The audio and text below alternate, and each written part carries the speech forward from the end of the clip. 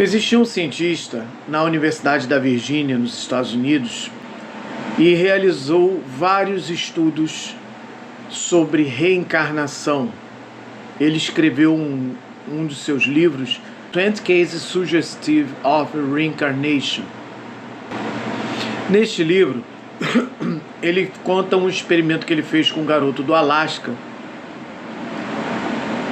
que reconheceu o lugar onde havia morado, a 160 quilômetros de onde nasceu.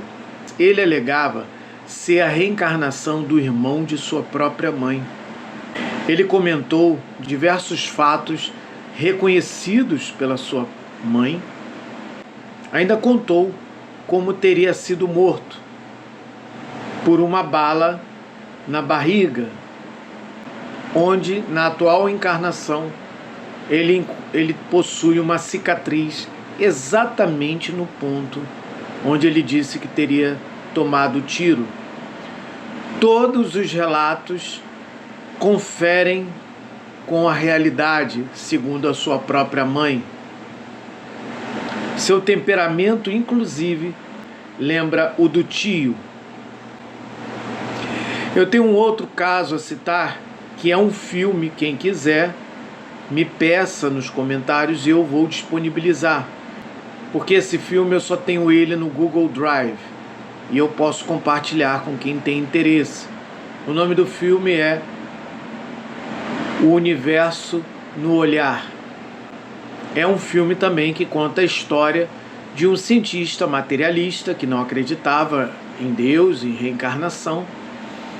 Ele acaba se envolvendo num relacionamento afetivo com uma mulher. Isso é baseado em fatos reais. E ele estudava iridologia, a íris dos olhos. E segundo esta ciência, ninguém possui uma íris semelhante a outra pessoa.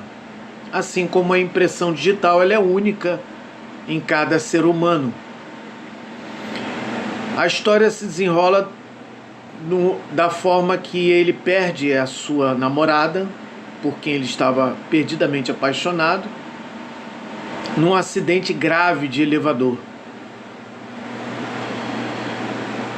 E depois de alguns anos, dando continuidade aos seus estudos, onde ele tinha catalogado num banco de dados a íris dos olhos de boa parte da humanidade, de uma grande parte da humanidade, ele encontra o nascimento de uma criança com a íris semelhante de sua amada. E ele, curioso, embora receoso, embora reticente, resolve visitar a Índia e ir atrás desta criança. E ao encontrar com esta criança, ele faz também uma pesquisa sobre fatos curiosos, sobre tendências de gostos daquela criança. Ele descobre que boa parte dos gostos daquela criança batiam com os gostos de sua amada. Mas ele ainda não se dava por satisfeito, até que ele pediu a permissão que levasse essa criança para um estudo mais elaborado. E ao pegar esta criança pelas mãos e se dirigir ao elevador, esta criança demonstra um desespero enorme ao abrir a porta do elevador, recusando-se a entrar no elevador. E neste momento ele sente fortemente a presença de sua amada e abraça esta criança com todo amor e carinho. É um filme muito bonito, onde conta a história da reencarnação. E o tema de hoje é a lei de causa e efeito. Como superar os pactos reencarnatórios que nós fazemos. Acontece que quando nós reencarnamos no plano tridimensional, e existem outros mundos e dimensões, existem seres que vivem na quinta dimensão, existem seres que vivem na sexta, sétima, 12ª, 13ª dimensão. São seres que não possuem corpos densos, de 3 dimensões. São seres que vivem num mundo exclusivamente energético. Alguns sensitivos podem perceber a presença desses seres, outros não. E quando nós falamos de reencarnação, é bom lembrar que existem basicamente 2 tipos de reencarnação. A reencarnação consciente e deliberada de seres que vêm à Terra para cumprir uma missão específica. E existe a reencarnação natural, baseada em provas, expiações e aprendizados. E é sobre estas reencarnações que eu quero falar hoje. Acontece que quando nós morremos, nós continuamos mantendo a mesma frequência vibratória de quando estávamos vivos. Então, se você morreu sob uma tensão, guerra, sob drogas, depressão, ou sob qualquer situação que tenha feito mudar, alterar o seu estado de humor de forma muito brusca ou muito drástica por um bom tempo, essas pessoas tendem a continuar sofrendo no plano espiritual. É o que nós espiritualistas chamamos de inferno psicológico. O inferno, na verdade, ele está relacionado à frequência vibratória daquele ser que desencarnou ou daquele que ainda se encontra encarnado. Existem seres que estão vivendo entre nós cuja psique vibra em frequências inferiores. Portanto, são seres que vivem o verdadeiro inferno na Terra. Como também existem seres com uma frequência mais elevada e que, portanto, vibram o verdadeiro céu na Terra. Céu e inferno, embora existam regiões por afinidade que acabam criando todo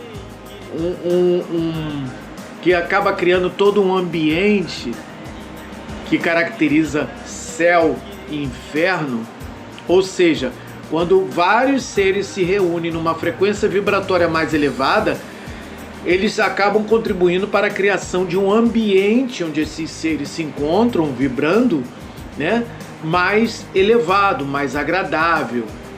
É quando você sonha colorido, você está em regiões, né, mais agradáveis.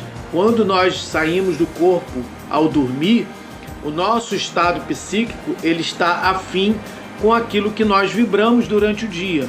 Se nós vibramos superior, nós vamos para as regiões superiores. Se nós vibramos inferior, nós vamos para as regiões inferiores. É uma questão simples de sincronicidade, é uma questão simples de ressonância, de afinidade. Eu te pergunto, com que frequência você tem afinidade? A frequência do ódio? A frequência da ira? A frequência da vaidade? A frequência da apatia? A frequência do medo?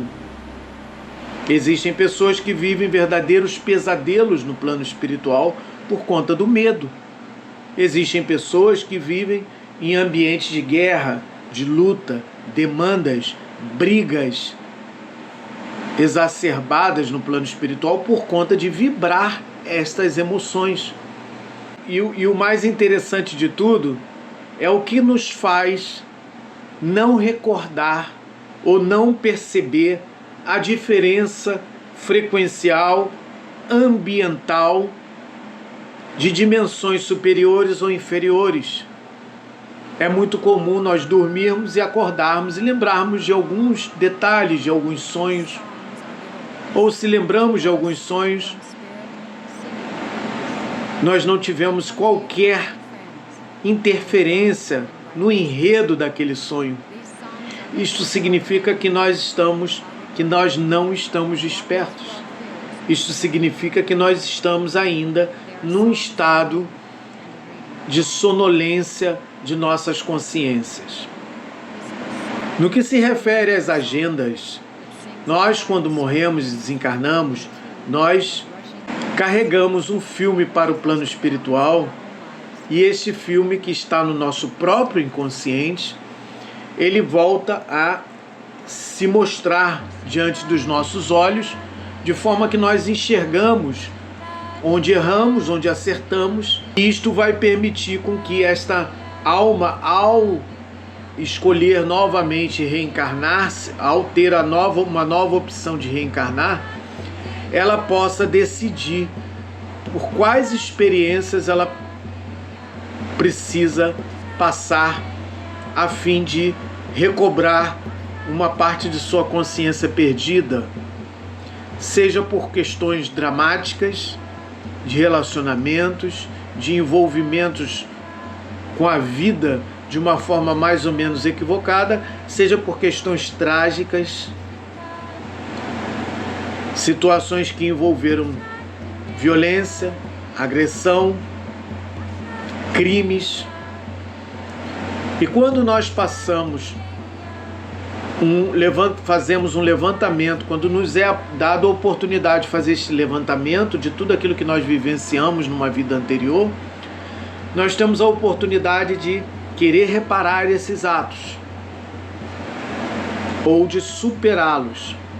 E quando a dívida não é exacerbada, porque algumas pessoas, elas vêm tão endividadas que elas acabam perdendo uma certa liberdade de escolha, se quer nascer aqui ou ali, se quer ser filho de fulano ou de beltrano. Elas acabam perdendo essas escolhas. Por quê? Porque a conexão,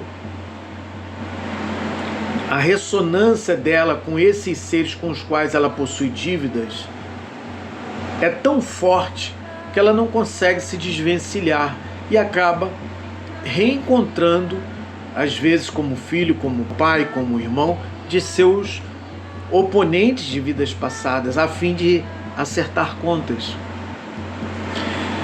E nós temos uma tendência, o nosso inconsciente, ele tem uma tendência de se retratar de uma forma às vezes um pouco cruel, do tipo, se eu matei, eu quero que o outro me mate. E o que é pior, o outro acaba também ressonando de tal forma o desejo de se vingar, que ele acaba também aceitando esta mesma frequência, e ambos acabam marcando, entre aspas, um encontro numa data específica, num evento específico, geralmente o mesmo evento que gerou o problema na vida passada, a fim de refazer aquela situação, a fim de reparar aquele dano.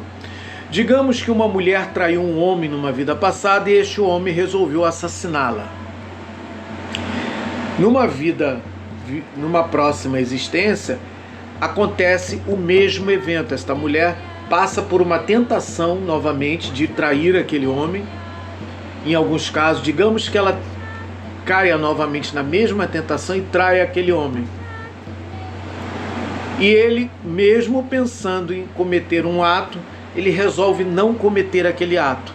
Por uma questão de compreensão, de sabedoria, ele entendeu que não ganha nada em cometer aquele ato. Então ele conseguiu transcender, ele conseguiu de alguma forma transcender aquela situação. Correto? Como pode acontecer casos tipo dele tentar cometer o ato do assassinato e automaticamente aparecer uma terceira pessoa e evitar que este ato ocorra, abatendo este imediatamente. Então ele, ao invés de matar, ele é morto, ele é abatido. Por que uma terceira pessoa entrou na situação? Geralmente essa terceira pessoa é alguém com quem ele também possuía dívidas numa vida passada. E não foi a mulher que retrucou, porque às vezes ela estava numa frequência que não era de matar. Entende? Então ela não estaria apta a pegar a arma e dar um tiro no seu oponente de vidas passadas. Então acaba entrando uma terceira pessoa com a qual ele também possuía dívidas.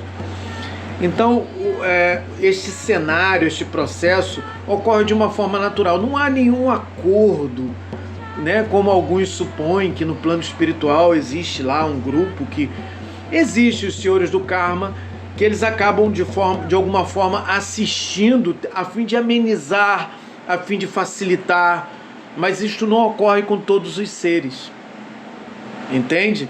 A maioria dos casos isso vem de uma forma natural, com as próprias leis da natureza acabam criando situações, né?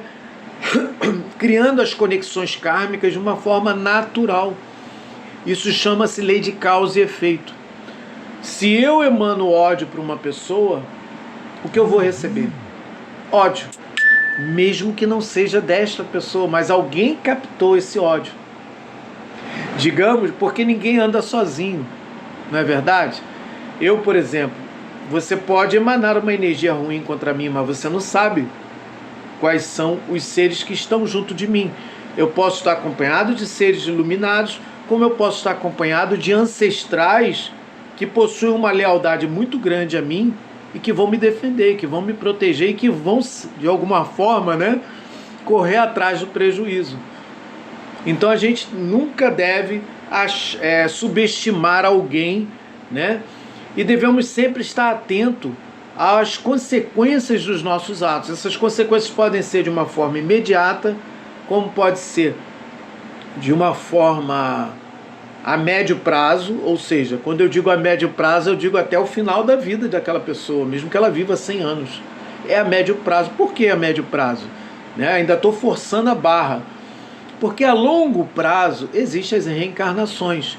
Existem dívidas que não são pagas nem na próxima reencarnação. Tem pessoas que são tão endividadas que elas precisam de mais de uma reencarnação para poder pagar as suas dívidas. Correto?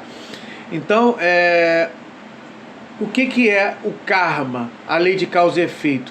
Ele é uma oportunidade de você pagar dívidas passadas, que dentro do espiritismo se chama provas e expiações, né? A palavra karma vem do hinduísmo. Isso já foi estudado há mais de 7.000 anos. A lei da reencarnação, ela foi estudada na Grécia, ela foi estudada na antiga Roma, ela foi estudada no antigo Egito. Existem vários relatos, as escolas gnósticas que já existiam antes de Cristo, já estudavam a lei da reencarnação. Inclusive há relatos que a própria Igreja Católica, até um determinado concílio, a reencarnação era um fato dentro da própria Igreja. Depois eles aboliram essa ideia de reencarnação porque não era interessante para os interesses eclesiásticos, né, daquela época. A questão da reencarnação ela é tão óbvia porque nós vemos diversos crianças prodígios, crianças com 3, 5 anos de idade tocando piano como ninguém. E elas nunca aprenderam a tocar piano antes. Crianças comentando, como no início do nosso vídeo, relatos incontestáveis de vidas passadas. Isto é muito comum na Índia, onde a cultura da reencarnação é muito presente. Então, isto já está no inconsciente coletivo, de forma que muitos seres, quando reencarnam na Índia, acabam se manifestando como reencarnação de parentes, de ancestrais. E o que difere o karma, as expiações, das provas e aprendizados? Eventualmente nós achamos que algumas pessoas que passam por certas situações na vida, elas estão passando por aquilo por uma questão expiatória, por danos ou males que elas causaram em outras vidas a alguém. E nem sempre é assim que acontece. Eventualmente foram escolhas feitas pelo ser que reencarna a fim de adquirir um determinado aprendizado com um propósito específico. Eventualmente, aquele ser ele tentava saber o que é o sofrimento da escassez, o que é passar pelo sofrimento de pobreza, de extrema pobreza, o que é viver num lar conturbado, de pessoas que não se entendem, o que é conviver num ambiente kármico, a fim de entender como é essa interação entre as pessoas. Alguns seres escolhem isso com um objetivo específico de aprendizado. Então nem tudo é expiação. E o que são as provas? As provas são situações pelas quais nós passamos a fim de observar, de verificar se nós de fato adquirimos um aprendizado relacionado àquilo.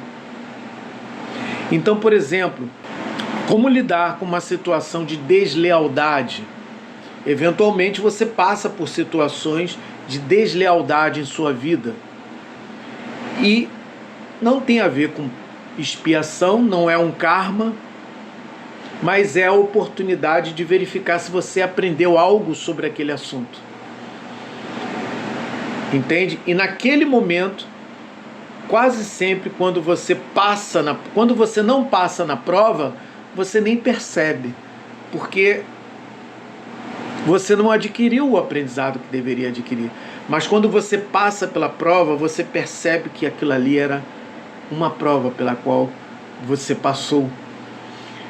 Então vem uma certa satisfação de ter expandido a sua consciência, a sua compreensão acerca daquele assunto. Mas existem algumas situações, como eu citei, de escolhas reencarnatórias baseado em expiação, em karma, em dívidas morais. Na maioria dos casos são dívidas morais com as quais nós temos com nossos semelhantes, em que nós deliberadamente aceitamos e escolhemos passar por certas situações dolorosas a fim de pagar uma dívida pretérita. Nestes casos, eu digo que o karma ele é burro. Por quê? Baseado em questões morais, de honra. Honra. A honra e a moralidade diferem da ética e da consciência. Para vocês terem uma ideia, o que é moral e o que é honrado entre os persas? Roubou, perde a sua mão. Roubou novamente, perde um outro pé. Roubou novamente, perde a outra mão. Então a pessoa, para eles isso é normal. Só que para nós, para quem tem um pouquinho de discernimento, sabe que isso não é a escolha mais adequada para reparar um dano ou um erro. Porque o objetivo não é olho por olho, dente por dente. O objetivo é o aprendizado que aquela pessoa precisa obter, a fim de entender que não se deve tomar algo alheio. E existem povos como os antigos ciganos. Há muitos anos atrás, quando uma mulher cigana traía um homem cigano, este tinha o direito, inclusive respaldado pela família tanto do cigano quanto da própria cigana, ele tinha o direito de tirar a vida dela. A honra ela era lavada com sangue. Veja a que ponto chega as questões morais e de honra. Veja o quão distante elas estão do que é ético, do que é correto e do que é consciente. Então, hoje, muitos espíritos que transcenderam a antiga Pérsia já não nascem como persas, já não nascem dentro do islamismo, das leis islâmicas. Muitos seres que conseguiram transcender, né, a culturas antigas, né, com pensamentos ultrapassados, já não nascem mais dentro destas leis. Entende? Até que essas leis sejam transcendidas. E como evitar, como superar o karma? Como eu disse no início, nós possuímos desentendimentos, problemas mal resolvidos, né? Situações mal resolvidas com nossos semelhantes de vidas passadas. Correto? A melhor forma de você transcender essas questões kármicas é vibrando o amor. Elevando a sua frequência vibratória, vibrando o amor, as agendas relacionadas àquilo que no passado determinaram o karma, a dívida, quando elas vêm acontecer e você está numa frequência superior, você adquire o discernimento de tal forma que você não mais vai passar por aquilo.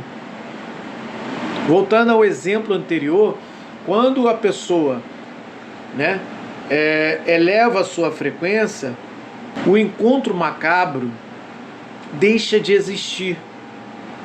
Ou seja, se ela me traiu, ela que seja feliz com o outro e eu vou tocar a minha vida para o outro lado. Pronto. Você não só reduziu o seu problema com aquela mulher, ela te retrucou, ela se vingou na mentalidade dela, na visão dela, do mal que você a fez.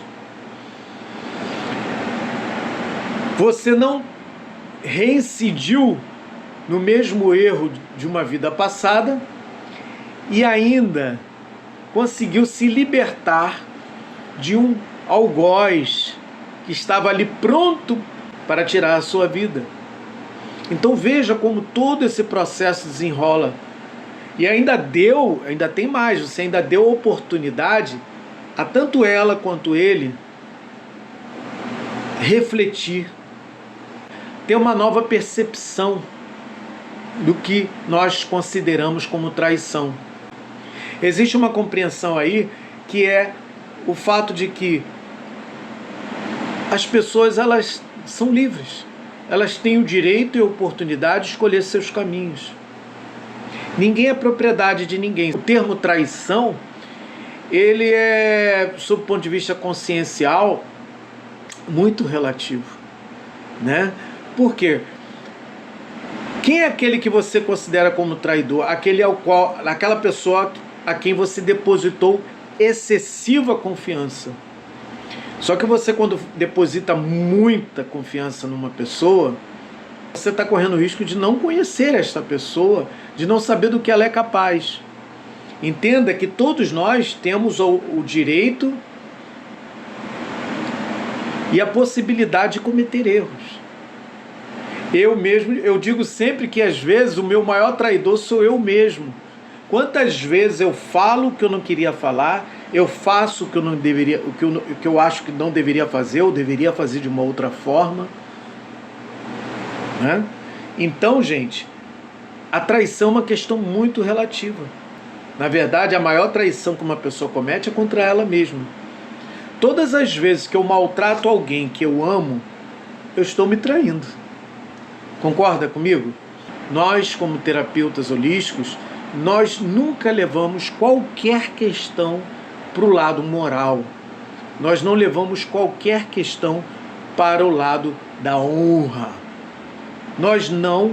Eu particularmente, nos meus trabalhos, eu não passo a mão na cabecinha do ego, porque eu sei o quanto o ego é o nosso principal adversário.